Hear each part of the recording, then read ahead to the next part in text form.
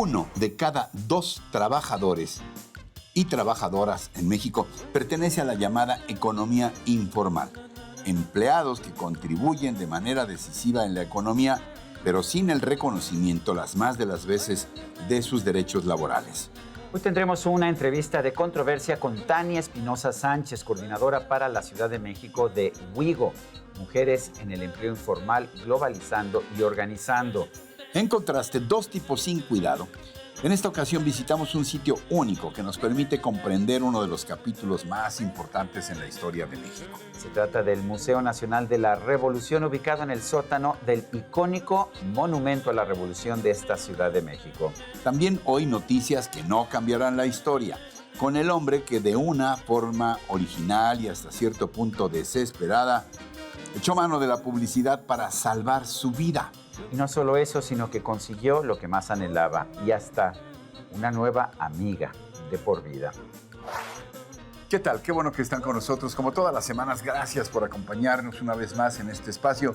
Muy buenas noches, querido Sergio. Al contrario, Ricardo, qué gusto estar contigo. Bienvenidos a esta que es ya nuestra emisión número 146. Ándeles, así que no le cambien. Ya estamos de vuelta,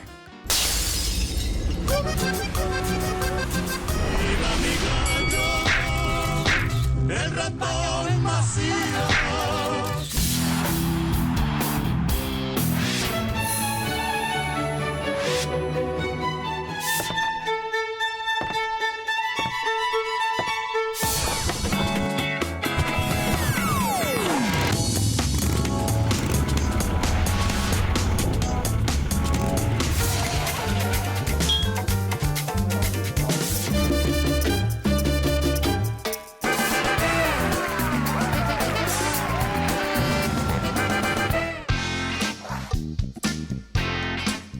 WIGO es una red global enfocada en garantizar los medios de sustento de trabajadores de escasos recursos, principalmente las mujeres que forman parte de la economía informal.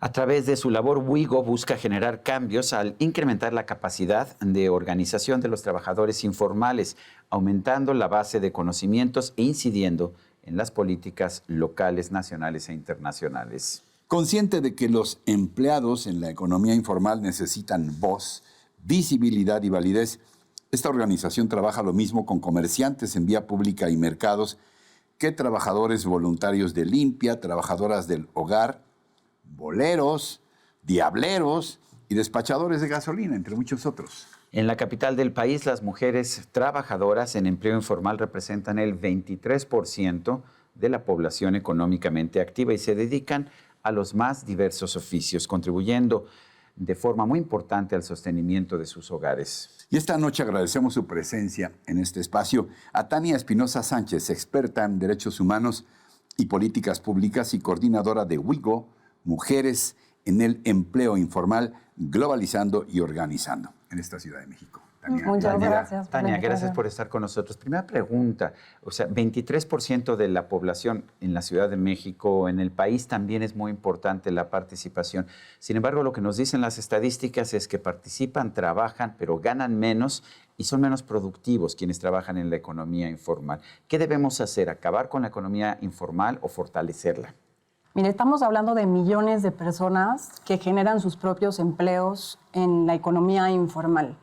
Sería irresponsable, en realidad, tratar de hacer como si no existieran e ignorarlos, ¿no? Yo creo que ese ha sido uno de los errores de los gobiernos que pasan y la gente sigue ahí en las mismas condiciones económicas. Más bien, y me gustaría citar a la recomendación 204 de la OIT, de la Organización Internacional del Trabajo, que precisamente se titula de la transición de la informalidad a la formalidad. Lo que nos dice la recomendación es que, por un lado, obviamente insta y urge a los Estados miembros a tomar medidas para lograr esta transición de manera urgente, pero al mismo tiempo reconoce que la mayoría de las personas que trabajan en el mundo lo hacen dentro de la economía informal y, por lo tanto, lo que pide es que en lo que se da esa transición se mantengan esos trabajos y se mejoren. ¿Y cómo dice que se mejoren?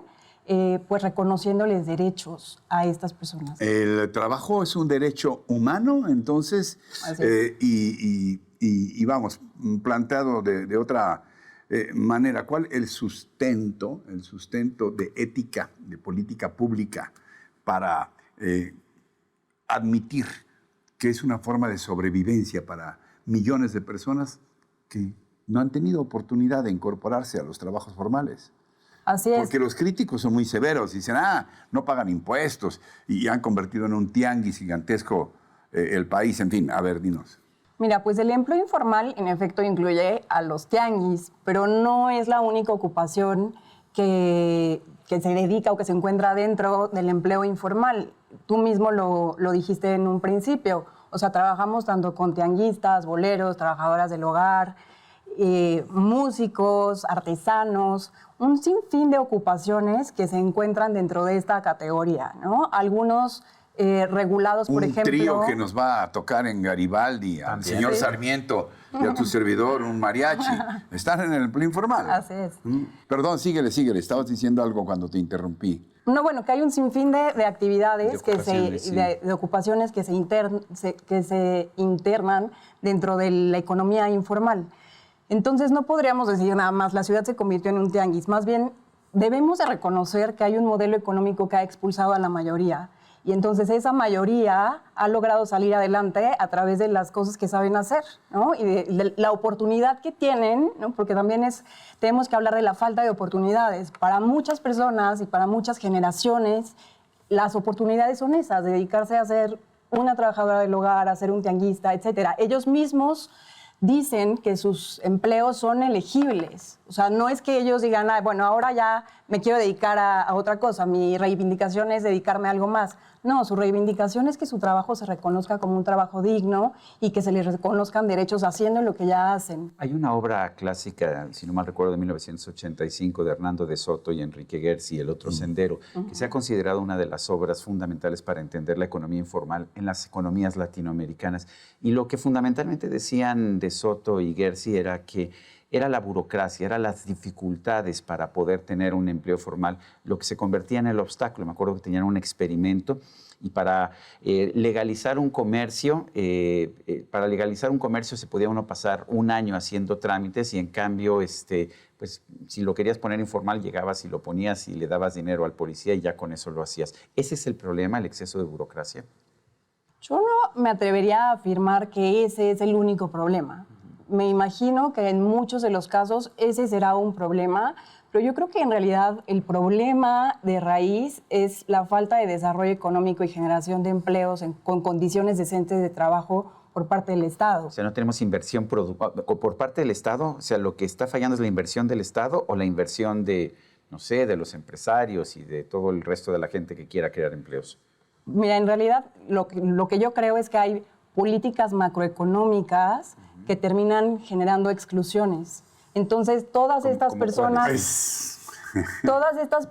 excluidas, pues terminan generando ellos otra vez sus propios empleos. Estás generando una confrontación entre el señor Sarmiento y yo, porque yo siempre he estado molestando con que tenemos que variar el modelo económico, por lo menos en términos así eufemísticos, darle un ajuste al menos al modelo económico que sigue generando esta cantidad de pobres cada año. Me pueden decir lo que quieran los defensores de los gobiernos de los 20 años recientes, pero cada vez hay más pobres y por ende también cada vez hay más economía informal. Ahora, dándoles también un argumento a los críticos, ¿qué va a pasar si, como tú haces, y es una labor muy admirable, defendemos los derechos de los trabajadores informales, les damos, por ejemplo, seguros sociales, damos prestaciones, etcétera?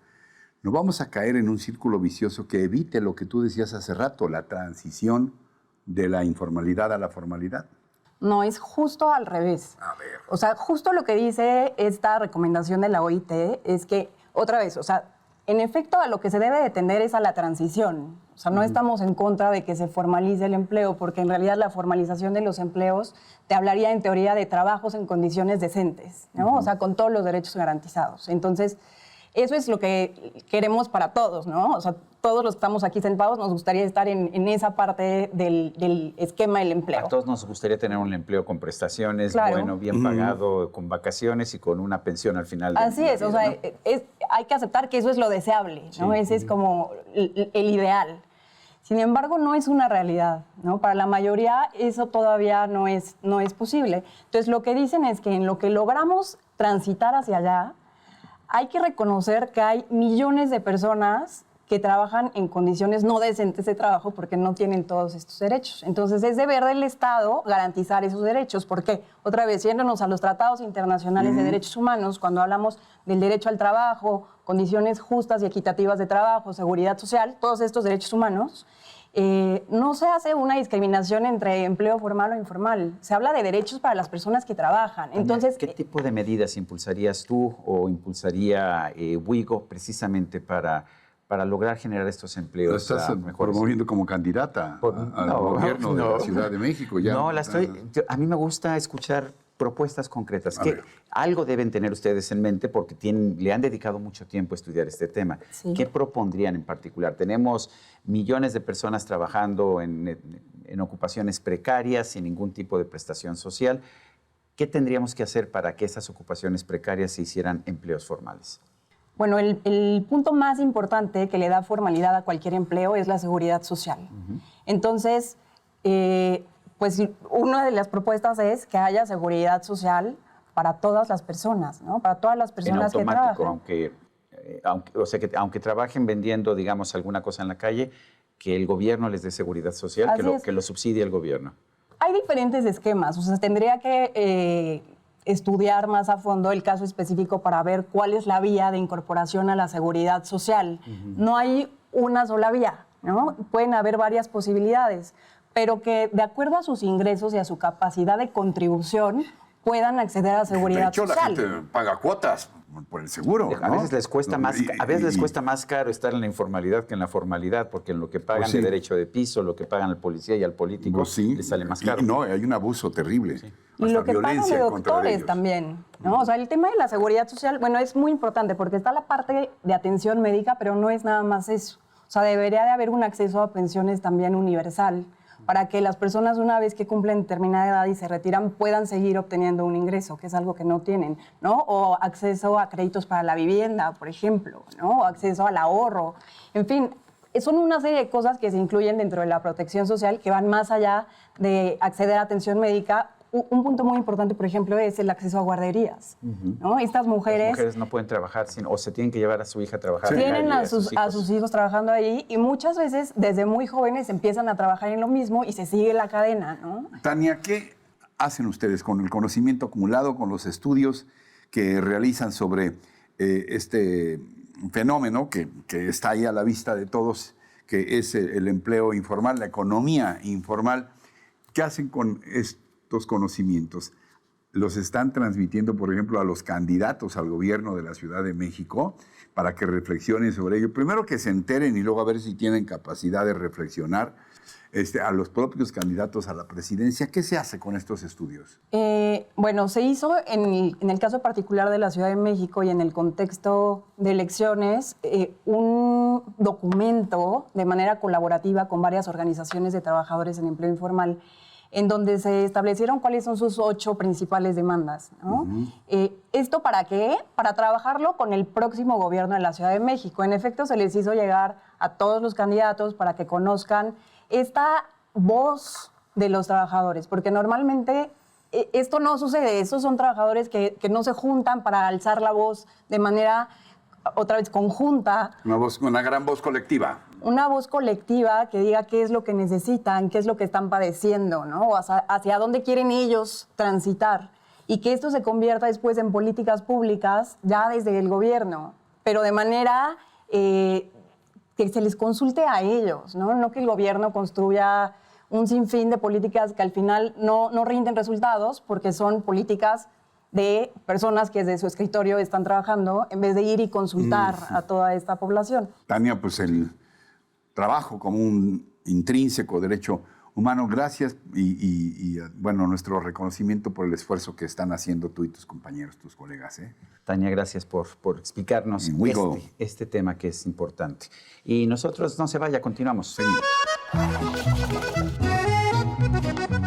Y ahora, mi querido Sergio. Pues tú siempre me dices que eres un revolucionario y progresista y esas cosas. De eso se no trata sé si la vida. conozcas bueno, el monumento, por supuesto, pero aquí hay un museo interesante sobre la Revolución Mexicana y me parece que valdría la pena que lo visitáramos. Te soy franco, yo vine hace unos años a una tarea que le encargaron a mi hija, pero me dicen que está totalmente cambiado, que lo han modernizado mucho, que es de los museos, yo creo que menos visitados por el público en general. Yo creo que vienen muchos estudiantes, pero yo creo que vale la pena, ¿no?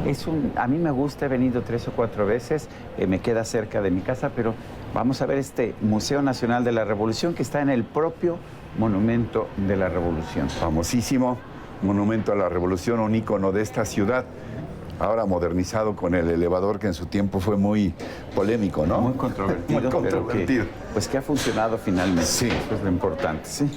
Bueno, pues estamos exactamente debajo de la cúpula de este edificio que iba a ser el edificio del Congreso que nunca se terminó. Diseñado por el celebérrimo Carlos Obregón Santacilia. Veo que data de 1938, para que veas que no soy tan culto, sino sí, eso sí, curioso, y me doy cuenta Muy bien. Bueno, aquí hay verdaderamente una perspectiva, lo que comentábamos, muy interesante, que es la que da este elevador que decías en su tiempo fue muy controvertido. Así es. Aunque yo soy de la idea de que los monumentos no son intocables, hay que guardarle respeto, por supuesto. Pero entre más provoques que la gente vaya a esos lugares, mejor, ¿no? Yo estoy de acuerdo y creo que el ascensor además ha entrado muy bien. Buenas tardes. Sabes que para mí es muy emocionante porque yo viví aquí a 2 cuadras durante mucho tiempo, en la calle de Edison. Muy bien. Edison, sí. 92, departamento 1. La Santa Fe. Sí, la veíamos diario, sí, porque esto se considera tabacalera. Sí, pero ya pasando para allá es San Rafael. Pero lo que te quiero decir es que el monumento, pues lo veíamos todos los días, era parte de nuestro entorno urbano. Y ahora sentir que estamos en el corazón del monumento a la Revolución, claro, pues para mí es una emoción muy especial. Mira, es un museo muy didáctico, como ves tiene toda una serie de gráficos, además de documentos originales. Empieza desde la Reforma de 1855, la presidencia de Juárez. Bueno, aquí tienes también la presencia de Maximiliano y Carlota. O sea, empieza buscando las raíces liberales de la Revolución Mexicana. Sí. Tiene un segmento los antecedentes, o sea, finales del 19. Claro. Y luego principios del 20. Así es. Todo esto lo tienes aquí en este Una museo. De las 2 grandes revoluciones del siglo, mi querido Sergio, ¿no? Pues solamente la mexicana y la bolchevique fueron comparables. Del inicio del siglo XX, sí. Pero mira, está aquí con nosotros esperándonos Teresa García, ella es la historiadora de este Hola, museo. Teresa. ¿Cómo estás? Yo pensé que era usted estudiante, se ve muy joven. Está muy joven, pero sabe mucho, sabe mucho. ¿Sí? Esta especie de escultura, ¿por qué no nos explicas primero, Teresa, qué son estas esculturas? ¿Sí? Bueno, estas esculturas que están aquí en medio del museo y que son las que más sobresalen cuando ustedes entraron, yo creo que es lo que la gente más busca, son todos los revolucionarios que participan en esta guerra y que no tienen un nombre. Que son las personas que dieron su vida y que nos olvidamos de ella, que no son Zapata ni Pancho Villa, son todos los seres humanos a los cuales se les llamó la bola, ¿no?